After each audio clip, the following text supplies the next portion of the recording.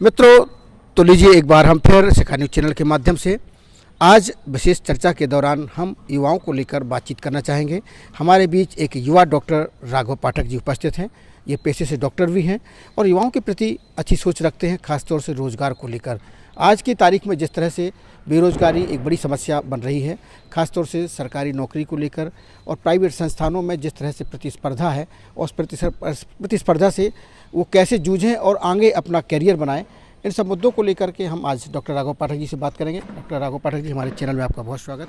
धन्यवाद राजीव जी। डॉक्टर साहब, आज जिस तरह से, चूँकि आप भी एक युवा हैं और आपने काफ़ी कम उम्र में अपने इस करियर को लेकर के जिस तरह शुरुआत की और आज जिस मुकाम पर पहुँचे हैं, काफ़ी युवाओं को भी आपने काम पर लगाया हुआ है, तो किस तरह से लगता है कि आज का जो युवा भटका हुआ है उसको आप किस तरीके से मोटिवेट करना चाहेंगे? देखिए राजीव जी, आजकल के युवा को सबसे पहली चीज़ तो हमको कहीं ना कहीं एक राजनीति रूपी सड़ांध, जिसको मैं कहता हूँ, इसको एक प्रदूषण है।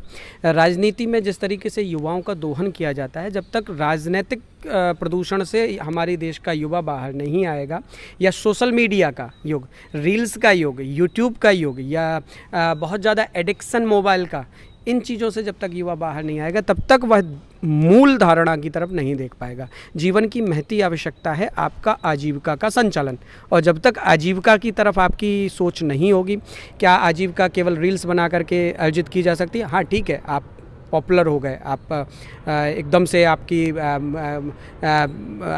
ग्राह्यता बढ़ गई, आपकी पॉपुलैरिटी बढ़ गई, तो वो कहीं ना कहीं जा कर के आपको एकदम से तो बूम कर देती है। लेकिन युवाओं को जो चाहिए है, ज़मीन से जोड़ कर के भविष्य के प्रति एक मजबूत सोच रखना, उसके प्रति बहुत ज़रूरी है कि उनको अवेयर किया जाए। बहुत अच्छी बात कही आपने, खास तौर से जैसे कि कहा कि मोबाइल और रील। आज मैंने देखा है कि जिस तरह से इंस्टाग्राम हो, फेसबुक हो, या सोशल साइट जो भी होती हैं, उन सब में युवाओं का जो रील बनाना और दिन रात मोबाइल पर लगे रहना, कहीं ना कहीं देखिए वो अपनी समस्या तो बन ही रहे हैं, स्वास्थ्य को लेकर भी तो कहीं ना कहीं समस्या बनती है, खासतौर से आँखों की वीकनेस भी आती होगी, मेंटली प्रॉब्लम भी होती होगी, तो उसको लेकर आप क्या कहेंगे? ये एंजाइटी एक नई बीमारी सुनने में आई है, एंजाइटी और डिप्रेशन। एंजाइटी और डिप्रेशन का जो मुख्य कारण है वो रातों रात जागना। जो हमारा युवा है, रील्स देखने के चक्कर में, यूट्यूब बनाने के चक्कर में रातों रात जागता है, सुबह सोता है, तो जो दिनचर्या है उसकी प्रभावित हो रही है। दिनचर्या प्रभावित होगी तो जाहिर सी बात है बीमारियाँ आएंगी, और बीमारियाँ आएंगी तो फिर वो भविष्य के प्रति या अपने आने वाले समाज के प्रति सोच ही नहीं रख पाएगा।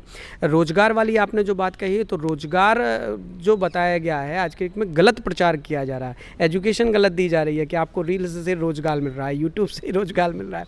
जी नहीं, बहुत से फेकिए क्या हम कहेंगे, आज के लोग छोटी सी एक किताब लाए, किताब को बाँच करके उन्होंने रील्स बना दी और यूट्यूब पर डाल दी। अब उसका क्या व्यवहारिक परिणाम है समाज पर या किसी रोग पर या किसी व्यक्ति पर, वो कोई नहीं देखता, रिजल्ट कोई नहीं देख रहा है। सिर्फ ये कि हमारे व्यूअर कितने हो रहे हैं, सिर्फ ये कि हमारे लाइक्स कितने हो रहे हैं, बस उसी में प्रसन्न है। तो क्या ये रोजगार है? ये रोजगार नहीं है। इससे हमें युवा को बाहर निकालना पड़ेगा। आज जिस तरह से सरकारी नौकरियों की अगर बात की जाए, तो सरकारी नौकरियां तो काफ़ी कम हुई हैं, ख़ासतौर से डिजिटल इंडिया जब से आया है और तेज़ी से ये मार्केट बढ़ा है, तो हम जैसे कि वर्तमान में प्राइवेट नौकरियों के भी द्वार काफ़ी खुले हैं, प्राइवेट संस्थान भी बड़े हैं काफ़ी बड़ी संख्या में। तो ऐसी स्थिति में जो बेरोज़गार हैं, जो भटके हुए लोग हैं, क्या उन्हें जो अपनी पढ़ाई करते हैं तो प्रोफेशनल एजुकेशन की आवश्यकता है?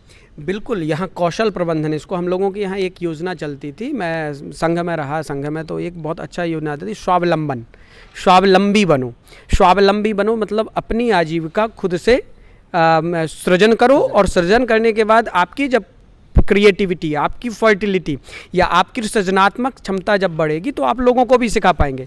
हम एंटरप्रेन्योर क्यों ना बने, हम एक नए आइडिया को जनरेट करने वाले क्यों ना बने, हम दूसरों के यहाँ नौकरी करने वाले क्यों बने।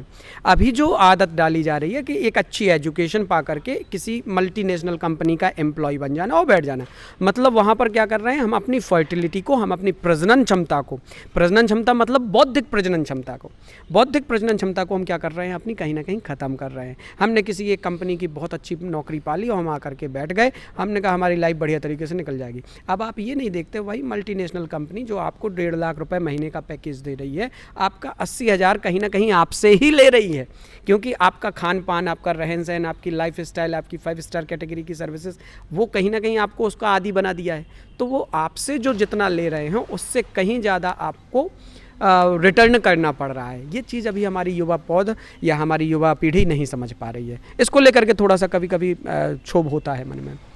अंत में हम जानना चाहेंगे कि जैसे अभी चुनावी सीजन चल रहा है, बहुत बड़ा एक वर्ग युवाओं का होता है जिसको नेता दुरुपयोग करते हैं, उपयोग नहीं दुरुपयोग करते हैं, जिंदाबाद मुर्दाबाद में अपना पूरा समय बर्बाद कर देते हैं जी। और वो सीज़न कुछ क्षण के लिए होता है, लेकिन वो उसमें अपने आप को आनंद ढूंढते हैं। तो क्या कहेंगे कि ये राजनीति का जो एक कीड़ा युवाओं में आज के समय पे है, उसका क्या निदान है? ये राजोन्माद इसको कहा जाएगा। हम लोगों की भाषा में, एक चिकित्सक की भाषा में मैनिया बोलते हैं इसको। मैनिया मतलब उन्माद।